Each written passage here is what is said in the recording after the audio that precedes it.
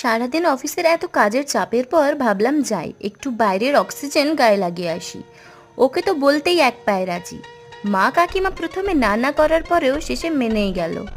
আমাদের টাইম স্পেন্ডের বরাবরই পছন্দের একটা জায়গা গ্যালাক্সি মল, আর তার গালাগফ ফার্ন রেসিডেন্সিতে আমাদের একটা ইম্পর্টেন্ট কাজও ছিল।